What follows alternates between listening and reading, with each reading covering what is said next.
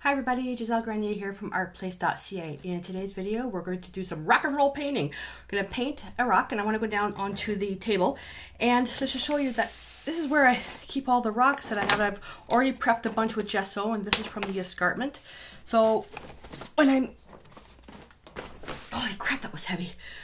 So when I find something, I look at the rocks, I find something that's inspiring, and I'm currently working on a formal class painting a heron at a waterfall, and I thought I would use the same heron and create a little silhouette stone because I'm getting quite good feedback on the stone, so I thought I would do that.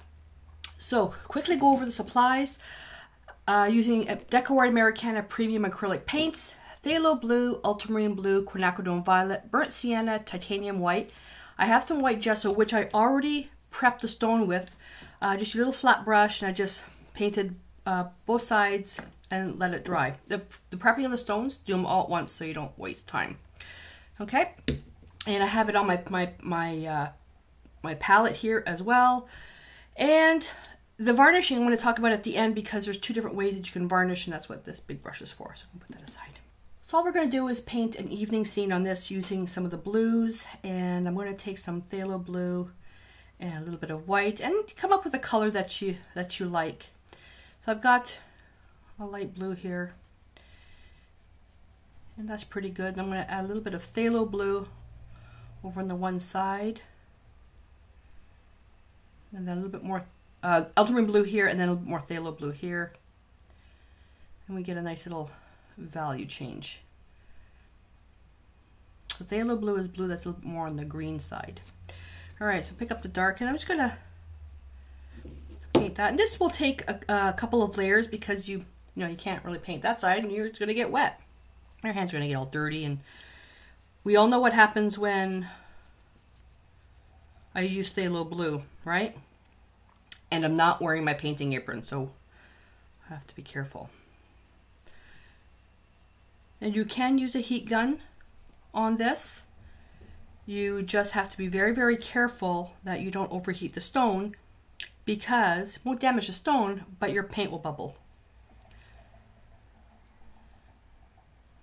Alright, so that takes care of that. So that was pretty quick and easy. So I'm going to let that dry, and then we're going to paint another layer just to deepen it even further. And I'm just going to darken the top. I'm going more into the phthalo blue now.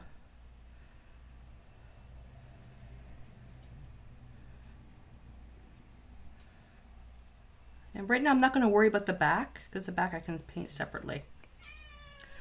Hello! And we're going to go into the light blue now. I'm going to pick up more white.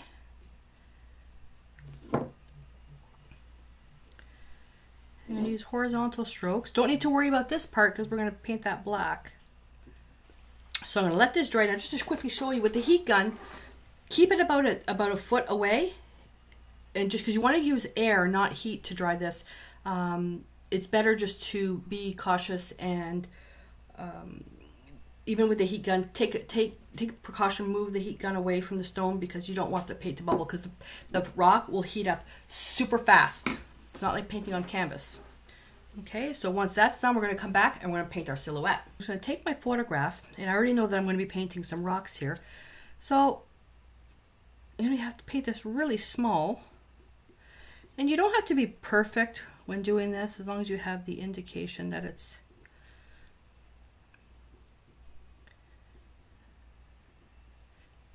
is something. I mean, you can use, like, I've got the lineless grid system that you can use if you wanted to do that, but it's not necessary. Just to give you some scope. That's how little he is. Isn't he cute? A challenge that I have trouble seeing this small. This is more to push me to do this. So usually I'll take my glasses off and I'll go really, really close, and you think, well, just change your glasses. I did. These glasses I got last year, paid a stupid amount of money for them, and they don't do the job. I'm not going to tell you where I got them, but anyways, to mix the black, you can take really any darks that are opposite on the color wheel. So you can take, let's say, phthalo green, alizarin crimson. You can take ultramarine blue and burnt sienna. So the darkest darks opposite on the color wheel. And I'm going to Phthalo blue is darker than ultramarine blue, but they're both transparent. So I'm going to take phthalo blue, and I'm going to take some quinacridone violet and some burnt sienna. And you will not be able to see what kind of chromatic black that is. That's too blue. But see, it looks like a denim blue once you add white. But that's really the color that we're getting, which is okie dokie by me. So we're just going to, oh my God, okay. Let me think. This is so tiny. Okay, I'm not thinking I'm going to be able to do this on camera without getting my head in the way. So anyways, all I'm doing basically is just going around my little sketch here.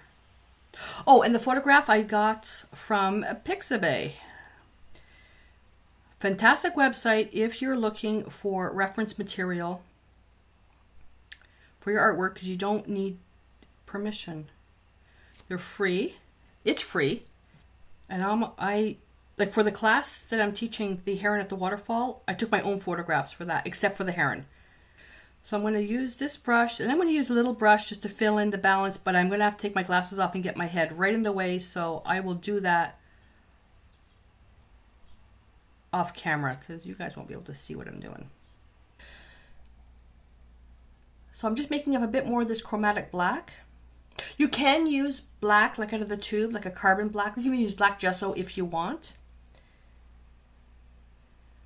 I'm going to make this more on the brown side. So when you use, I don't like working with formulas because if I tell you one part this, that's just my way of how I'm going to paint it. I really want you guys to experiment and paint. I've got color theory lessons that would help you make your charts in that.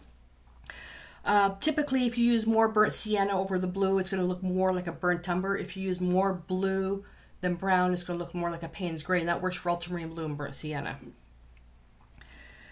So the rocks, I'm painting them with geometric shapes. So I'm not going to paint a nice pretty round rock because I don't like rocks that way. The one challenge you're going to have with creating any type of chromatic black is the blues are transparent. The minute you add white to it, it's going to become opaque, but then you're kind of defeating the purpose making a black. And that's one of the reasons why I would end up going to a tube black, is for the opacity. For this, it doesn't really matter because that actually looks really pretty with a little bit of that light showing through.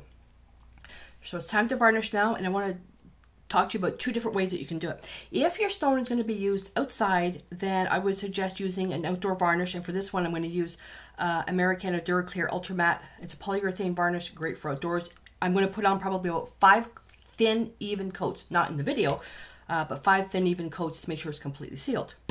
If you know that it's going to be used indoors, you can still use the same varnish, but if you have a matte medium, just use that if you want to get rid of the shine. And because I know that this stone is going to be used outside, I'm not a fan of the high gloss outdoors. I like stuff with a matte finish. So I'm using a brush that I have specifically for varnishing, and it's a nice oval brush, and I'm just going to apply. And all I'm going to do, I'm going to touch the stone, making sure that there aren't any paint ridges. Put that on there. This dries fairly quickly, especially when it's hot. See? Shine's almost gone. So I'll let that dry, then I'll do the back side, then I'll come back. Oh, well, the back side I have to finish a little bit. That's inspiring me for an underwater scene. That's inspiring me. So 5 even coats all the way around, making sure every little bit is varnished. And the reason for making the 5 coats is depending on where it is. Let's say if it's left outside by accident, like in the rain, I know that this piece is going to be going underneath something, like it's a plant accent that I was asked to create. But let's say, like I know myself, when I take my plants that are underneath the sun shelter, I'll put them, when I know it's going to rain, I'll put them outside. let's say this person does this and they forget. So having it varnished all the way through gives it that extra protection. You got to make sure it's outdoor varnish though. But this stuff here, you can use it indoors as well. All right, so there we go. She's all done. Well, all done for video. All right, so let that dry, and that's it. So I'm going to put a challenge out to you guys. You can't tell me that you can't do rock painting unless you have eyes like me. Then you have to get like this close, taking the glasses off. Go outside and find a stone. Sometimes, I don't care what size it is. It can be little or it can be big. And I've got this beautiful piece of escarpment stone, like a nice big piece. If you've never painted on a rock, what to do is take that little stone, and you're going to get dirty, so don't worry about it. Wash it really, really well, which I didn't cover. Wash it really, really well. Scrub it, dry it. And then just gesso it if you have. If you don't have gesso, paint it with titanium white, just to get it where it's not gray anymore. Then look at it. Take a look at your colors. Pick your favorite color. Only one color, your favorite paint color. I don't care what it is, and paint the whole stone that color. Then take an opposite color. So let's say if you're going to paint it, let's say even blue or red or purple, the dark colors, use something light like white. Just take a toothpick and just make little dots all over the thing, like a little spotted stone. That's it. Done. And then you can carry that around with you. Make sure you varnish though. Carry it around with you just to give you a little, if you hook it up to a good feeling, and it's kind of like a little rabbit's foot or something, but give that a try. And so I'm putting that challenge out to you guys to try to make your own little spirit stone. Tiny, tiny, tiny little spirit stone. We're about to go out to a store to look for a Dremel bit because I want to try drilling into a stone and hook it up to a little chain to make like a little miniature rabbit's foot. So that'll be interesting. Or I can just resin something or use E6000 and glue it. But that's it, all done. So if you found this video useful, give me a thumbs up, and just to let me know, because that's how I judge what videos to make. Comment below what you thought of the video, ideas. If you've painted on stones, share with me some of your stories. And don't forget to subscribe to my channel so you don't miss out on anything. And if you've already subscribed, thank you. So I'm off to go shopping. So until I see you in my next video, stay inspired.